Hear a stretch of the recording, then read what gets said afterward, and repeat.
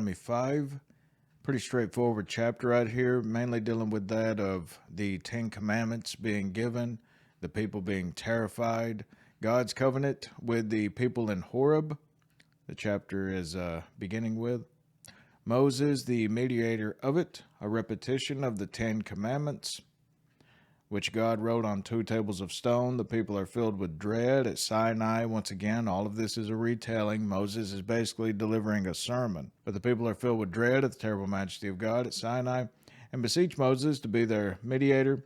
The Lord admits of their request and deplores their ungodliness. They are exhorted to obedience that they may be preserved in the possession of the promised land. Now, there are a couple of notes to give commentary on. David Guzik commented, Israel was bound to the covenant that they agreed to in Exodus 24, yet the covenant was made with the previous generation, which perished in the wilderness. The present generation had to understand and embrace the covenant if they were to enjoy the blessings of the covenant. In verse 9 of chapter 5, we read this, Thou shalt not bow down thyself unto them, nor serve them, speaking of these false gods within the land of Canaan. For I, the Lord thy God, am a jealous God, visiting the iniquity of the fathers upon the children unto the 3rd and 4th generation, now pay attention, of them that hate me. So many have come against this and they say, well, there's a contradiction in the scripture. In Ezekiel, we read about how the iniquities of the fathers, they'll not be passed down through the generations unto the children. The Lord will not punish the children for what the fathers have done, and so on. There's no contradiction right here. Read it very carefully. Visiting the iniquity of the fathers upon the children unto the 3rd and 4th generation of them that hate me. It is not meant here that the soul of the son shall die for the father. The penalty extends only to them that hate me. And the following, verse 10, reads this, which is further clarification that it's a distinction between those that hate the Lord and love the Lord, and showing mercy unto thousands of them that love me and keep my commandments. Chapter 5. And Moses called all Israel, and said unto them, Hear, O Israel, the statutes and judgments which I speak in your ears this day, that ye may learn them, and keep and do them. The Lord our God made a covenant with us in Horeb. The Lord made not this covenant with our fathers, but with us, even us, who are all of us here alive this day. The Lord talked with you face to face in the mount out of the midst of the fire. I stood between the Lord and you at that time, to show you the word of the Lord. For ye were afraid by reason of the fire, and went not up into the mount, saying, I am the Lord thy God, which brought thee out of the land of Egypt, from the house of bondage. Thou shalt have none other gods before me. Thou shalt not make thee any graven image, or any likeness of anything that is in heaven above, or that is in the earth beneath, or that is in the waters beneath the earth. Thou shalt not bow down thyself unto them, nor serve them. But I, the Lord thy God, am a jealous God, visiting the iniquity of the fathers upon the children unto the 3rd and 4th generation of them that hate me, and showing mercy unto thousands of them that love me and keep my commandments. Thou shalt not take the name of the Lord thy God in vain, for the Lord will not hold him guiltless that taketh his name in vain.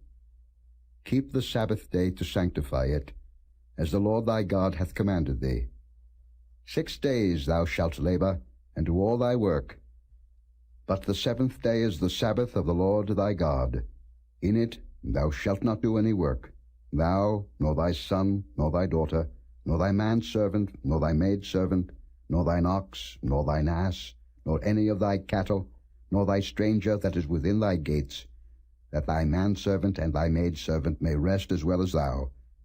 And remember that thou wast a servant in the land of Egypt, and that the Lord thy God brought thee out thence through a mighty hand, and by a stretched out arm. Therefore the Lord thy God commanded thee to keep the Sabbath day. Honor thy father and thy mother, as the Lord thy God hath commanded thee, that thy days may be prolonged, and that it may go well with thee, in the land which the Lord thy God giveth thee.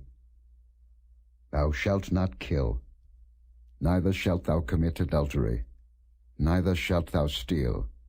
Neither shalt thou bear false witness against thy neighbor. Neither shalt thou desire thy neighbor's wife. Neither shalt thou covet thy neighbor's house, his field, or his manservant, or his maidservant, his ox or his ass, or anything that is thy neighbor's. These words the Lord spake unto all your assembly in the mount, out of the midst of the fire, of the cloud, and of the thick darkness, with a great voice, and he added no more. And he wrote them in 2 tables of stone, and delivered them unto me. And it came to pass, when ye heard the voice out of the midst of the darkness, for the mountain did burn with fire, that ye came near unto me, even all the heads of your tribes and your elders, and ye said, Behold, the Lord our God hath showed us his glory and his greatness, and we have heard his voice out of the midst of the fire. We have seen this day that God doth talk with man, and he liveth.